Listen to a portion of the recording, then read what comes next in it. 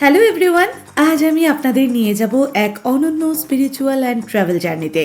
Welcome to my new travel blog Puri, যেখানে আছে সমুদ্রের নীল ঢেউ, গোল্ডেন বিচ আর মহাপ্রভু জগন্নাথ, বলরাম ও সুভদ্রা।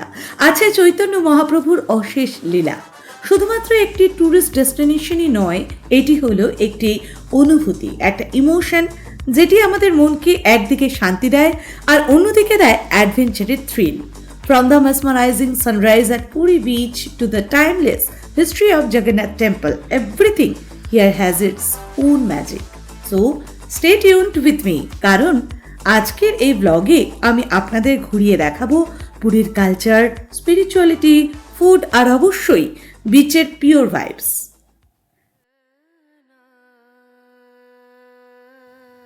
ট্রেনে করে চললাম পুরী।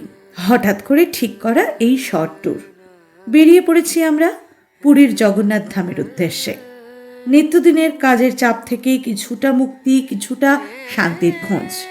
এসে পৌঁছলাম পুরীর স্বর্গদ্বার থেকে 5 মিনিট হাঁটা দূরত্বে কৃষ্ণানন্দা ধাম হোটেলে উঠেছি আমরা। ফ্রেশ হয়ে স্নান করে চললাম জগন্নাথ দর্শনে। ওই যে দূরে দেখা যায় মন্দির। नजरिया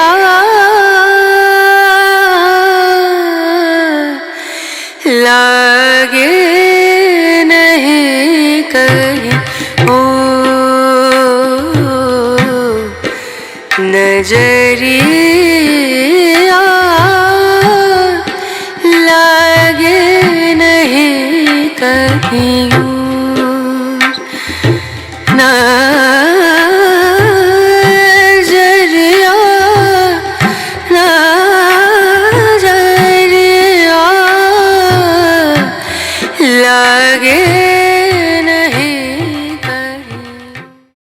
সরকারি জায়গায় প্রচুর ভিড় থাকায় আমরা বাইরে বেসরকারি জায়গায় সব জিনিস, মোবাইল, জুতো এসব রেখে মন্দিরের ভেতরে ঢুকলাম। মন্দিরের ভিতরে যে এত ভিড় বাইরে থেকে আমরা ঠাউর করতে পারিনি। বাইরের যে লাইন দেখা যাচ্ছে তা ভিতরে গিয়ে সর্পিলাকার হয়ে আরো প্রচুর প্রচুর মানুষ, ভক্তের ভিড়। কিন্তু জগন্নাথ, বলরাম, সুভদ্রা তাদের দর্শনে এসেছি, তাদের পুজো দেবার উদ্দেশ্যে এসেছি, তাই সেই লাইন ভেদ করে আমরা চলেছি এবারে জগন্নাথ দেব দেখার উদ্দেশ্যে। পুরী জগন্নাথ মন্দির ভারতের অন্যতম প্রধান 4 ধামের একটি। 11 শতকে গঙ্গা বংশের রাজা এই মন্দির প্রতিষ্ঠা করেন। মন্দিরের স্থাপত্য কলিঙ্গ শৈলীর অনন্য নিদর্শন। শ্রীক্ষেত্র পুরী শুধু ভক্তির স্থান নয়, ভারতীয় সংস্কৃতি, শিল্প ও ঐতিহ্যেরও এক উজ্জ্বল প্রতীক। জগন্নাথ, বলরাম ও সুভদ্রার দেখা পেতে আমাদের সারাটা দিন কেটে গেল। প্রায় 4-5 ঘন্টা সেই লাইনে দাঁড়িয়ে প্রভুর দেখা পেলাম, এবং শুধু দেখাই নয়, আমরা পুজোও দিলাম। সাথে সেখানে রয়েছে আনন্দবাজার। আনন্দবাজারে জগন্নাথ দেবের মহাভোগ গ্রহণ করে এবারে আমরা হোটেলের উদ্দেশ্যে চলেছি। কিছুক্ষণ রেস্ট নিয়েই বিকেলে আমাদের বেরিয়ে পড়তে হলো, কেননা আগামীকাল ঘুরতে যেতে হবে, তার পরের দিনও ঘুরতে যেতে হবে। তাই আমরা চলে এসেছি ওটিডিসির কাউন্টারে। এখানে লিস্ট করা রয়েছে কোথায় ঘোরবার জন্য কতক্ষণ সময় লাগে, কত টাকা ভাড়া লাগে, সেই সমস্ত দেখে আমরা বুকিং করে নিলাম সাইট সিন এবং সাথে চিল্কা হ্রদ ঘুরতে যাওয়ার। সেই লিস্টটি তুলে ধরলাম আপনাদের সামনে, আপনারাও দেখে জানতে পারবেন যে কি কি ট্রিপ রয়েছে ওটিডিসির পক্ষ থেকে। এই হলো সেই লিস্ট।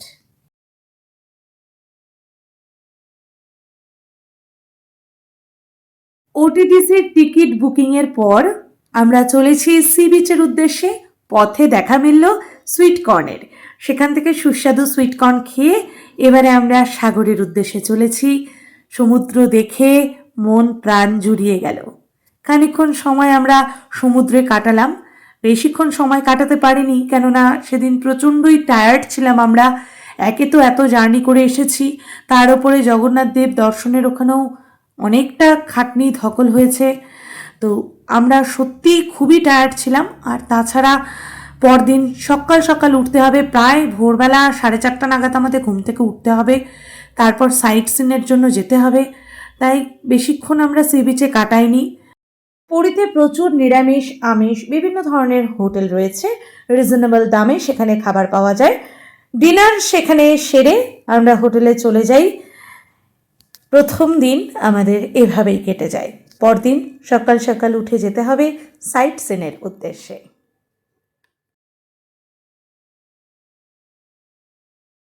দ্বিতীয় দিন আমরা ভোরবেলা উঠে স্নান ধান সেরে একেবারে রেডি। আমরা চলেছি এবারে অটো করে পান্থনিবাসের উদ্দেশ্যে। সেই পান্থনিবাস থেকে আমাদের ওটিটিসির গাড়ি ছাড়বে, সেই গাড়ি করে আমরা সাইট সিনে যাব। আমরা সেখানে পৌঁছে সকালের চা বিস্কিট খেয়ে আমাদের সাইট সিনের যাত্রা শুরু করলাম। আমাদের সাইট সিনের লিস্টের ফার্স্টেই ছিল Sudam sand art museum.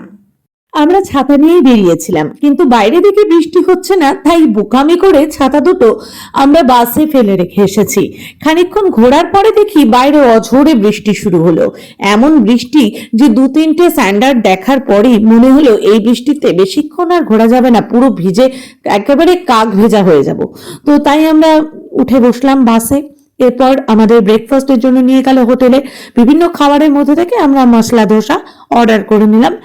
Masala dosa খাওয়ার পর আমরা পরবর্তী স্পটে গেলাম। অতি প্রাচীন এই মন্দির প্রাঙ্গণেই পাশেই রয়েছে নদী এবং সাগরের মিলনস্থল অর্থাৎ মোহনা। সেই মোহনা দেখতে সবাই ভিড় করছে, আমিও দেখতে গেলাম। ওই দূরে সাগর এবং এটি নদী, দেখে বেশ ভালো লাগলো। এবং প্রাচীন মন্দিরে মা চণ্ডীকে দেখে মন আরও পবিত্র হয়ে গেল। এরপর আমরা গেলাম আমাদের পরবর্তী স্পট অর্থাৎ sun temple, Konark temple. Konark সূর্য মন্দির, এটি গঙ্গা বংশের রাজা নরসিংহদেব প্রথম 13 শতকে নির্মাণ করেছিলেন। মন্দিরটি সূর্যদেবকে উৎসর্গিত এবং বিশেষভাবে রথ মন্দির বা রথাকৃতির মন্দির নামেও পরিচিত। মন্দিরটি ভগবান সূর্যের বিশাল রথের আকারে তৈরি করা হয়েছে। এতে 24টি বড় বড় চাকা রয়েছে যা সময়ের চলাচল নির্দেশ করে এবং 7টি ঘোড়া এই রথটিকে টেনে নিয়ে যাচ্ছে এমনভাবেই খোদাই করা রয়েছে। প্রতিটি চাকা ও ঘোড়ায় সূক্ষ্ম কারুকার্য করা রয়েছে। মন্দিরের দেওয়ালে খোদাই করা দৃশ্যগুলোতে দেখা যায় দেবদেবী, নৃত্যশিল্পী, যোদ্ধা, দৈনন্দিন জীবন এবং পবিত্র কাহিনী। এই কারুকাজ মধ্যযুগীয় ভারতীয় স্থাপত্য ও ভাস্কর্যের চমৎকার নিদর্শন। মন্দিরের নির্মাণে ব্যবহার করা হয়েছে কালো গ্রানাইট ও লাল বেলে পাথর, যা স্থায়িত্বের সঙ্গে সঙ্গে মন্দিরকে অমরত্বের ছাপ দিয়েছে।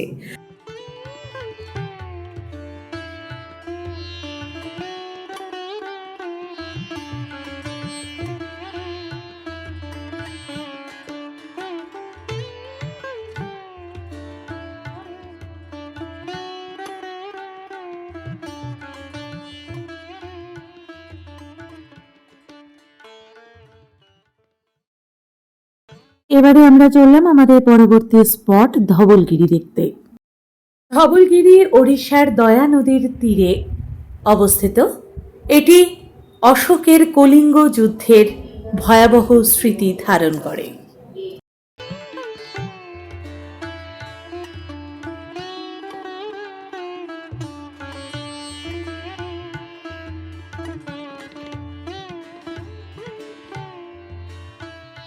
এবারে এসে আমরা পৌঁছলাম খণ্ডগিরি কেপসে।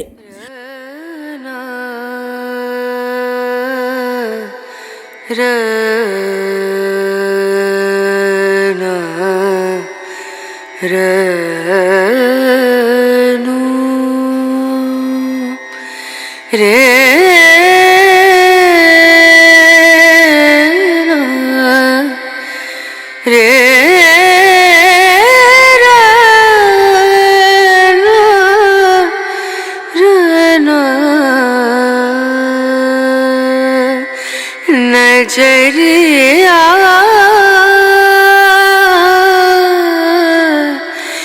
लागे नहीं कहीं ओ नजरिया लागे नहीं कहीं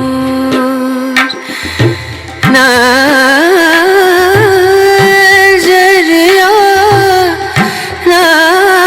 नजरिया लगे नहीं। লিঙ্গরাজ মন্দির ঘুরে এবারে আমরা চলে এসেছি একেবারে লাঞ্চ করতে এসেছি নন্দনকাননের ভেতরে ওটিডিসির একটি গভর্নমেন্ট রেস্টুরেন্টে। এখানে খাওয়া ছাড়ার উপায় নেই, ওটিডিসিতে ঘুরলে ওরা বাইরে কোথাও দাঁড়াবে না, এখানেই খেতে হবে। 150 টাকা per head per plate veg thali. খাবারটি অতটাও সুস্বাদু ছিল না, তবুও খেতে হবে, খিদে পেয়েছে। তো খেয়ে নিয়ে আমরা এবারে বেরিয়ে পড়লাম নন্দনকানন দেখার জন্য।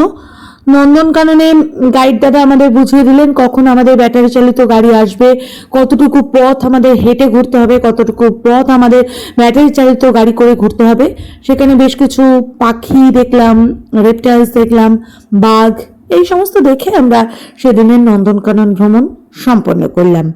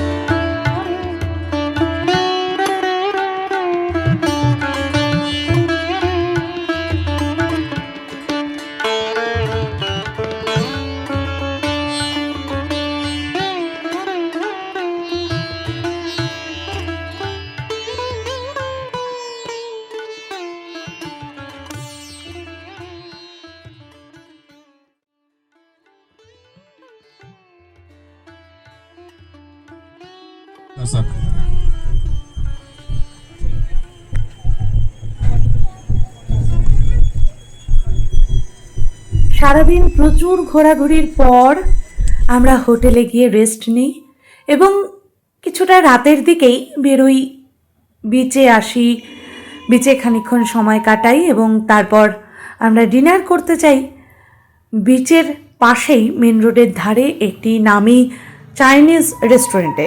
সেখানকার খাবারগুলো বেশ সুস্বাদু ছিল, রিজনেবল ছিল। আমরা নিয়েছিলাম dragon chicken, mixed fried rice এবং চিলি চিকেন। এরপর হোটেলে ফিরে যাওয়া, পরদিন আবার সকাল সকাল বেরিয়ে পড়তে হবে চিল্কার উদ্দেশ্যে। ওটিটিসির বাস ইতিমধ্যে চলে এসেছে। সকালে আমরা চা বিস্কুট খেয়ে বাসে উঠে পড়লাম। ইতিমধ্যে শুরু হয়েছে বাইরে প্রচণ্ড বৃষ্টি।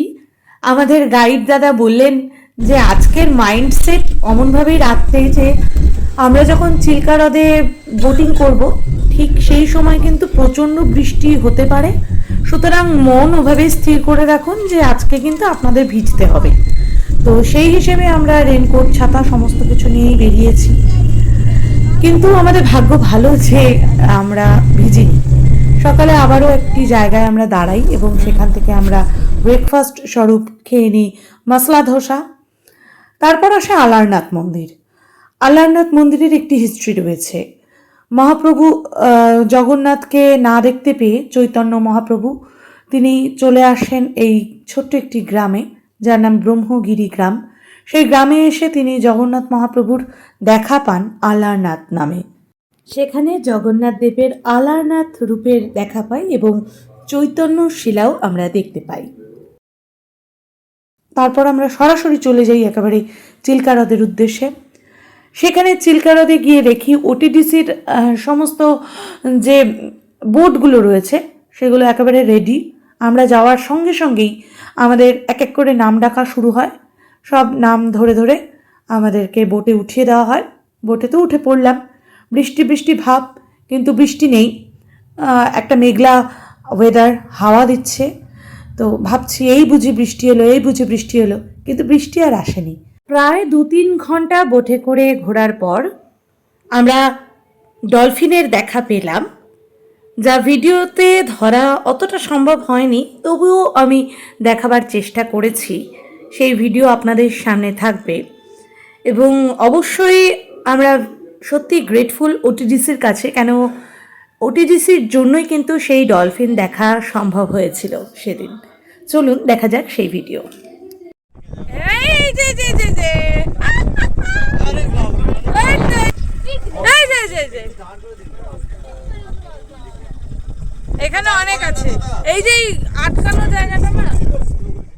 এরপর আমাদের নিয়ে এলো একটি দ্বীপে, সেই দ্বীপে গেলাম। রোদ উঠেছে খুব কড়া, বৃষ্টির তো কোনো বালাই নেই, রোদে গা পুড়ে যাচ্ছে এমন মনে হচ্ছে। তো সেই বিচে গিয়ে ফটোশ্যুট করলাম, হাওয়া দিচ্ছিল। তো এই হলো সেই বিচ। लागे नहीं कहीं ओ नजरिया, लागे नहीं कहीं और नजरिया, नजरिया,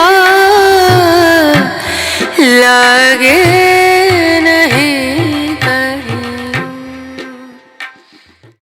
চিল্কা হ্রদ ঘোরার পর এবারে আমরা এলাম চিল্কা ডেভেলপমেন্ট অথরিটি সেই অফিস দ্বারা সৃষ্ট একটি মিউজিয়ামে, যেই মিউজিয়ামে রয়েছে চিল্কা হ্রদ সম্পর্কিত যাবতীয় তথ্য। অর্থাৎ এই যে চিল্কা হ্রদ, তা কিন্তু অবলুপ্তির পথে যেতে বসেছিল। চিল্কা ডেভেলপমেন্ট অথরিটি আবারও পুনরুজ্জীবিত করে তোলে। সে কিভাবে করেছে, বিভিন্ন যে স্পিসিস রয়েছে তাদের সমস্ত অবয়ব, কঙ্কাল, যে স্কেলিটন সেগুলো রয়েছে, সেখানকার মানুষের জীবনযাত্রা তুলে ধরা রয়েছে, সমস্ত কিছু যাবতীয় তথ্য পেয়ে যাবেন এই মিউজিয়ামে আসলে। সেই মিউজিয়ামেরই একটি ঝলক রইল এই ভিডিওর মাধ্যমে আপনারা জানতে পারবেন, দেখতে পারবেন চিল্কা ডেভেলপমেন্ট অথরিটির এই মিউজিয়াম।